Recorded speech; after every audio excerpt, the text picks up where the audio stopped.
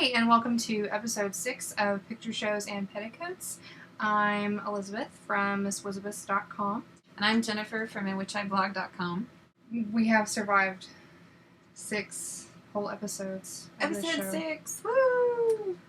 There was so much drama in this episode, Oh my gosh. I sat down with chocolate and hot tea. And by the end of the episode, my tea was cold and my chocolate still sitting there. How do you forget chocolate? Oh, exactly. And I made that comment a few weeks back about how since we don't have commercials, I don't have a lot of time to breathe or anything, and that's for sure. This one was especially oh my gosh bad. I'm wearing my I Love New York shirt that one of my friends got me. Where do you think, or do we know, where do you think Cora's family is from? Ooh. Do you think they're from New York? Or do you think they're from Boston? Or Chicago? There's not a lot of options in this time period. It's probably one of those. I'm sure she's probably from a posh New England family. Oh, yeah. I'm sure Shirley MacLaine will fill us in. I know. I guess we will find out next season. I guess we can just go ahead and jump in. Matthew walks. Matthew walks. Yay! He's got that Archibald Craven thing going on from Secret Garden. Oh my goodness, yeah, he does. I guess he just needed some kind of shock to help him realize that he can stand up and walk. And the whole house was very excited to see that. It's going to change a lot of things. It's a lot of things in motion. We didn't see any of P. Gordon this episode. No? Do you think he's going to come back? They kind of left it hanging. I mean, I hope he doesn't come back. Mm-hmm. But, this changes things. He had really been against getting married and had tried to drive Lavinia away, but she's still there. Mm-hmm. And now the wedding is back on for the time being. For April. It took up a good portion of this episode, but it's really the least of my concern. Ethel and her baby. Oh, yes. Yeah. Ethel and her baby. Well, I tell you what, she was looking for new adventures, so she and her spectacles. She's certainly causing new adventures, I guess. Yeah. But, man, if it had been me sitting there in that room with that man, even the second time when he's, reformed and all that, I would have said, you did such a terrible job raising your own kid. Why would I trust you to raise mine? There's so much excitement with Ethel, and boy, she's got her drama going on. She does. But I was really proud of her. I mean, for the first time, I was really proud of Ethel that she said she decided not to give her child away. Yeah. What would my life be without Charlie? Nothing, really. You don't have a lot going for you, Ethel. There were a lot of really good quotes from this particular episode. After Matthew walks, and they're deciding, I guess, to whether or not to eat or whatever, and the Dowager says, "All this unbridled joy has given me quite an appetite." The thing that we talked about last week, remember I said, my husband pointed out to me that there were eyes between the two of them. Yes. And he's perceptive, and so yeah, we had a little. I don't even really want to talk about it. I don't either. I'm still having trouble with this. I'm like, just because Cora is neglecting him a little bit. Well, and let me just go off on a tangent here. I thought at the end, whenever she was apologizing to him for being distant and that kind of thing, I didn't want it to seem like he was justified in what he did, because I think maybe her saying that. And I don't know, I do think he felt remorseful. I do think that he knew that what he did was wrong. But I just didn't like her kind of giving him that out there. And she's probably never going to know. Right. That any of this she doesn't happened. know it's an out. No. He's the only one that would think that. Right. But, to just grab a nice, sweet servant who he knows is having, a hard life. Yeah. And just... He did grant her request for a kiss on her way out, and that was the big no-no. Yeah. Because once you do that, you can't stop, and then it just sort of... No, and but just kind of... I know he said that it was probably a better idea for her to go ahead and leave when she decided to, but by giving her that kiss, it's kind of negates any. Right. He sort of moved a little bit into pig category this time. But for me, it wasn't, it wasn't so much that, it was more that it was not as believable for his character. I think you're right. It's not so much that that's just how he is and I don't like him. It's, I don't think that that's who Lord Grantham is. Right. The fact that he's struggling with his purpose and his value and all of that. You know, he has a dog. The dog wants to play, go play with the dog. You know, he's got 3 daughters. You know, he's got a county to be squire over. I don't know. I just don't understand it. Branson and Sybil. They are running away. Sybil is dead to me. She is dead to me. Well, I mean, for the first time we see her, well, not for the first time, I just think it's kind of all come to a head here. She's been mature, and she's done everything, you know, being the nurse, taking on all the responsibilities. She's been really mature this whole time, and now we see her really acting like a teenager. That's true. And I mean, he says, okay, so what's your answer? And she says, I want to travel and you are my ticket to get away from this place. How incredibly romantic and in love is something like that. Does she hear herself? I know. And then Edith and Mary to the rescue. Branson and his stupid quote, go back with them if you think they can make you happier than I can. Are you kidding me? Is Sybil an idiot? Because you're acting, I don't know. They're all crazy. They're crazy. I was glad that Sybil chose to go back home and not be a thief in the night. Yeah, but it's really just to save face. It's not because she thinks that what she was doing was wrong. It's because she's decided, I'm not going to embarrass my family. And I know, and there'll be all these people out there going, oh, you know, follow your heart, whatever. You know what? Sometimes you just need to be nice to your mom and dad. I'm also wondering if his mother doesn't approve, but Sybil's just going to live with her. So how'd they work that out? Did they just decide they're going to show up on the doorstep and she's going to take them in? And then I was like, okay, so Branson's he's Irish. Does that mean he's Catholic? And that issue never even comes up. I know during that time frame in England, you know, that could be an issue. I mean, a bigger one, maybe. I don't know. Well, than him being a chauffeur. He may be Protestant. Maybe. There's a possibility. He could be Protestant. I'm just saying, these are period things. Yeah, you're right. That we need to know. Now, she did say reading the banns. Now, do they do that in the Catholic Church too? Well, yeah, I think so. I don't know. But in the Church of England. Yeah, I know that they do, and so I didn't know. You'd think that would have come up. You usually discuss your politics and religion, and we know they discuss their politics. I did not notice until the second time I saw the episode. So Sybil's gone back home, and they're all having dinner, and Sybil totally gives her sisters up to her parents that they went to the midnight rescue. Oh, that was catty.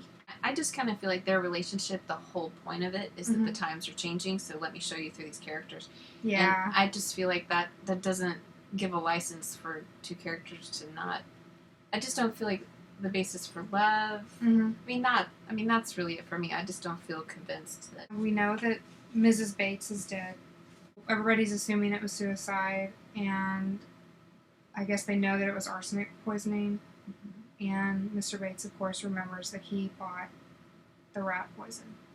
But the nail in the coffin is the letter. Ah, yes, the letter that she was afraid for her life. Proof that she did it to herself. Wicked woman. Anna, because she doesn't want to be left out in the cold and wants to be the one who's there with him if anything does come from this. She's so smart. I know, she is really smart. Demands that they get married and says, you go into town, you get the license, you pay whatever you have to pay, and I'm going to be your wife. They go and have a little teeny tiny wedding. We should throw rice for them. Do you have any rice? Do you want to vacuum it up? Well, I volunteer. I was just gonna say that I just feel like their whole big moment, the moment that we've been waiting for this whole season, almost gets lost in the middle of the Matthew and Mary drama. Yeah, the love triangle. I know, and I've been so caught up in the Matthew and Mary thing that it's been hard for me to focus on Anna and Mr. Bates. I thought it was so sweet that Mary, did up the room for them and everything. It was precious, but I have in my notes that I saw more of Bates than I wanted to. It's very real, though. Okay, this made me a little bit uncomfortable. I had a question, though. Is his hair weird in this episode? Like, there was a point where he and Anna, it's a conversation where they're talking in the hallway and she says, we're going to get married. And he's looking at her, and I don't know if he's combing it weird or if there was something odd going on at one point. But I love what Anna says after they're married about, no matter what comes, I know only that I am now what I was meant to be. Aww. But she's the flowers in the garden.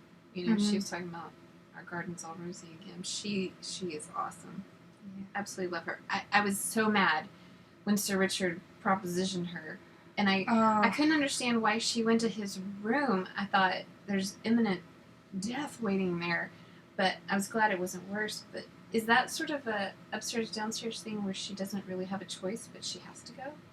I don't know. I would think there'd be some kind of rule about lady maids going to the male guests' rooms. He's really acting like he's an aristo, Ugh, he treats the maids and he treats Carson and Anna, and he has no care for how they feel about anything, and he gets all uppity about how the aristocrats and they're all better than he is. But yeah, well, I think he just feels like he can treat everybody like dirt. Oh. I just think I think he doesn't discriminate. Yeah, we're feeling saucy tonight. Yeah, I guess so. Maybe we should go back to that for a minute. I mean, a lot of things happened with Lord Grantham and that maid. I mean, he pulled her into his room while his wife is laying there sick.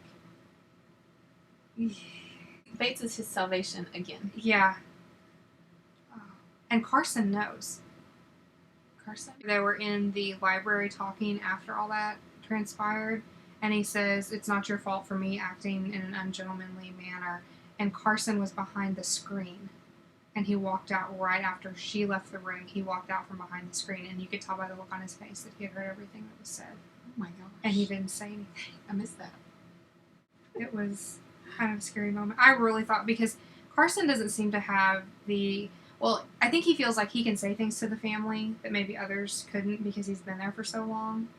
So it kind of surprised me that he didn't say anything at all. And I felt so bad for him. When Mary has just gone off the deep end. She's back to her season 1 self. Just acting out in total selfishness. But is it despair? Is it... I think it is despair because, okay, let's see. What did she say whenever she was kind of going off? She was being really catty about the situation with Ethel.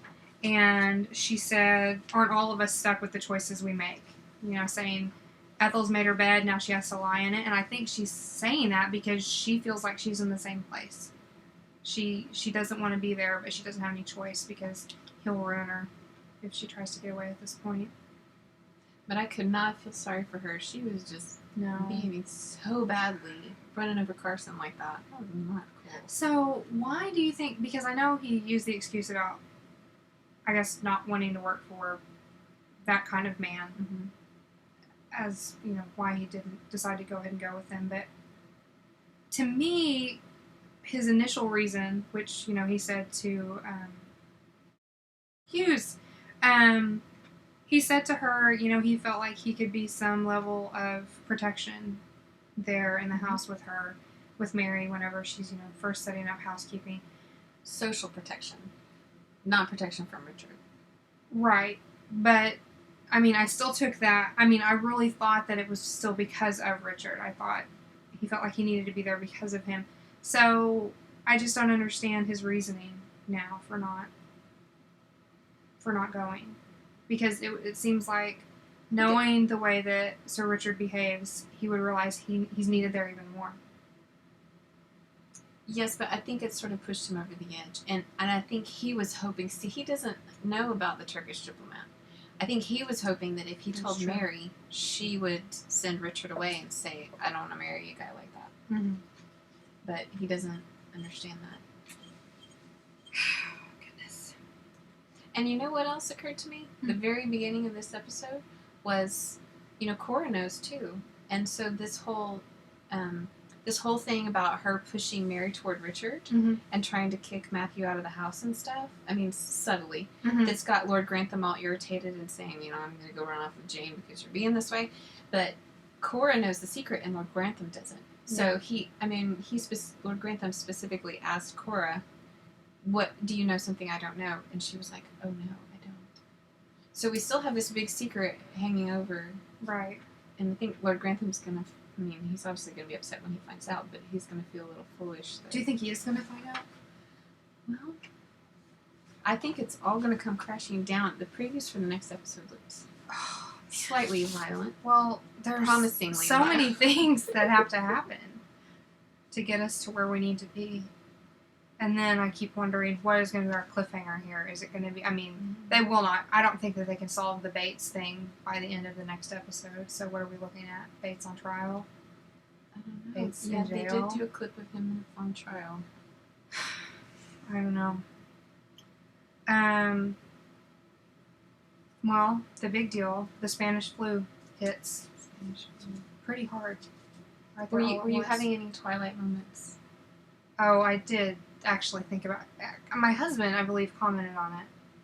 I think he did. My husband has watched Twilight. Were you waiting for Dr. Cullen to come in? And save her. Lavinia, it's time to switch franchises. Oh, goodness. She would have had Mary for lunch. Mhm. Downton Abbey meets Twilight. Oh, my goodness. Someone's probably already written that fan fiction. Did you notice? Matthew's room is tiny. He's the heir of the estate. His room is tiny, and he has a metal cot, like what the army would have used. It's like a servant's room, bigger. The tables were what started bothering me because they had nothing on them. There'd be like one lamp or one something. And maybe, I'm sure, back then when you have people to clean up after you, you never have clutter. But yeah. I felt it was a very cold hospital sort of room. Well, maybe he's still staying where he was whenever he was, there as a soldier. Because he was taken there as a soldier, so maybe he's still in the same place. Lavinia, she's the first one to... Yeah. Kick the bucket. Well, I wasn't going to go so there yet, sad. but, and it looked like she was going to get better, and everything was going to be okay, and they're planning their poor little wedding downstairs, But I have to admit, I did say in the middle of it, maybe she'll die. That's what we've been wanting this whole time. Don't act like you didn't... I didn't want her to die. Oh, there was no way out of this, other than death. I wanted her to be carried off by Sir Richard. I know. That's a fate worse than death, Jennifer. It's a fate worse than death. Also, the poor thing, that was a pretty terrible death scene. But she's feeling all nasty. Mary puts her in her room and then goes off to dance with the heir of the estate. I love that.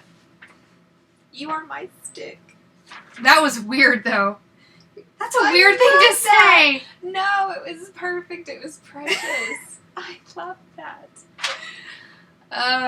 From now on, if I tell you are my stick, it means I love you. You better say that to somebody who knows what you're talking about. Well, doesn't everybody watch Downton Abbey? Apparently not. I've had a number of people ask me what I'm talking about. That's terrible. Was there bleeding from the face during this? That was the nose, and it was hemorrhage of something sort of membrane, and Dr. Clarkson was like, no big deal. It's just a little hemorrhage. I don't know. My dad's a first responder, and usually blood from the nose or the ear is a bad thing. It is a bad thing. We saw a nice side of O'Brien again, and, because she's feeling guilty about the soap incident, bathtub soap. And really, Thomas showed a nice, kinder side. After he Pride goes before a fall. We're going to quote scripture some more.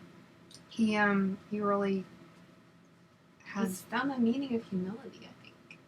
Maybe. Is it true? I don't know. I don't trust him, so it's hard for me to believe that this is real, but yeah, I don't know. His future as a black market tycoon is absolutely brought down by a cake. I don't believe that a cake made of plaster would stand up that well. You know, I think it would have like caved in or been. It would have been really heavy. Why were they trying to make a cake for the wedding 3 months out? I was confused. Was it 3 about months that. out? Mm-hmm. They have to have a tasting. I don't know. It was weird. We have Lavinia's funeral. Yes. Did the servants go to that? I'm drawing a blank. They did. Is that not weird? I don't think so, because upstairs and downstairs are both connected to the manor house. I mean, the livelihood of either. I mean, I think it would be more weird if they didn't, because they served her. They're supposed to have this devotion to whatever. What I was confused about was why she was being buried at Downton Abbey. Why? Doesn't make a lot of sense. Because it's not where she's from. Her parents aren't there. It's an awful long way to go to visit her grave and to visit the home of the next person to be engaged or married to Matthew. I don't know. Maybe because of the Spanish flu, they just needed to get her in the ground. Oh, the germs. Back to the stairway moment. Mm-hmm. Okay, so Lavinia sees and hears. Mm-hmm. So I have questions. I have more questions.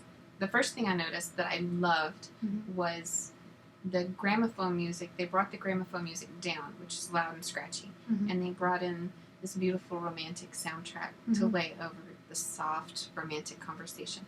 Now they're face to face, and they're not talking like you and I would be talking. They're ear to ear, and they've got, you know, even though we're hearing the lovely soundtrack music, Lavinia is hearing that loud scratchy gramophone. How does she hear their conversation over all of that? Obviously she could see the kiss. I don't know. I mean, it's probably an echoey hall. I don't know. Okay, we'll chalk it up to the echo. But she comes down and she says, I don't want to be a nuisance, I mean it. And right after she does that, the parting shot for the scene is the gramophone making a nuisance sound. I just love that. It's just really bringing home the point. Still have Sir Richard to deal with. I don't know what they're going to do there. I don't know. You can't Spanish flu everybody out of your show. Is there any more arsenic? I think it was pretty easy to come by back then. Had they figured out, I mean, they'd figured out arsenic poisoning back then. Like, yeah, that was the regular old way to get rid of somebody, was arsenic. Just sprinkle a little bit on their plate, put their food on it, and you do that like every meal or so, and it builds up in your system until you have enough and then you die. Homeopathic aversion therapy. You need to watch Something to Talk About. I know, we've talked about this before. Earlier, my cousin Misty tweeted something, or maybe posted on Facebook, I don't really remember, as well as Marissa.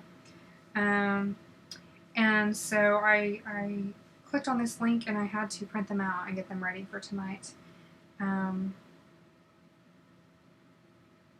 So, what we have here, and I will put the link up, are Downton Abbey Lady Mary paper dolls.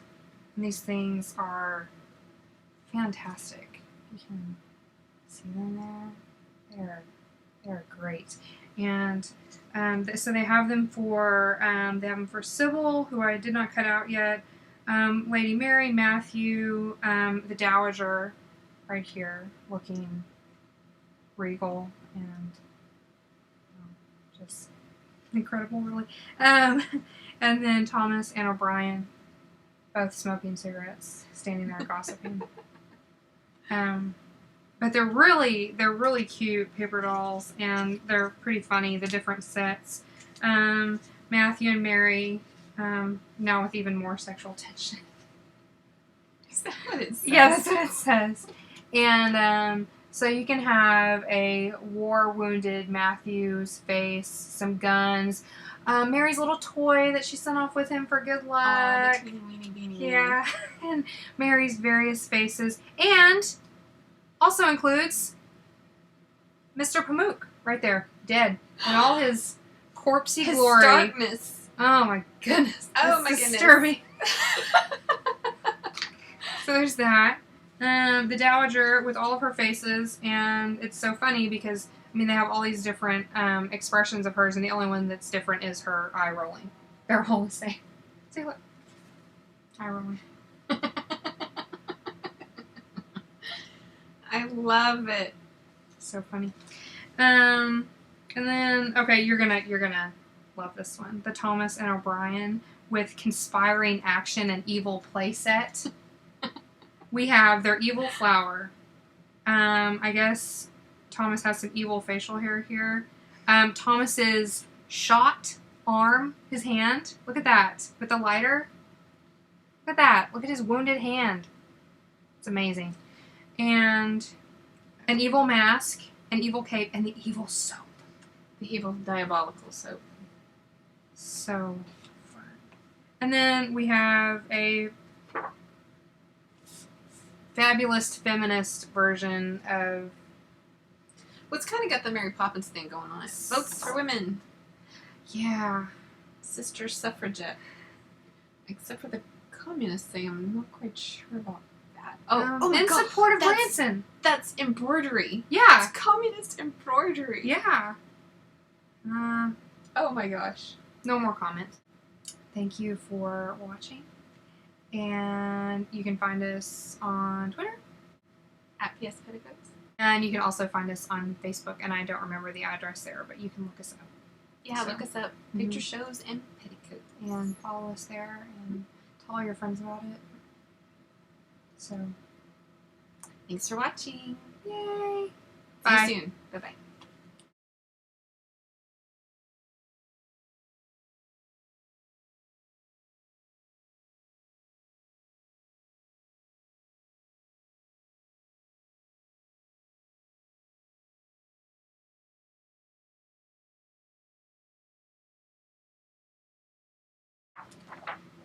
Oh, that was catty. We're feeling saucy tonight. Yeah. Hold on, cut for eye rubbing. It's my allergies. I'm not crying. Can I make him sound like he's from the East End? Hold on, hold on. Please do. I'm channeling Fat Boy from EastEnders. Oh, you know what? We could like have her, if we could position her right here, she could be like a guest in the show.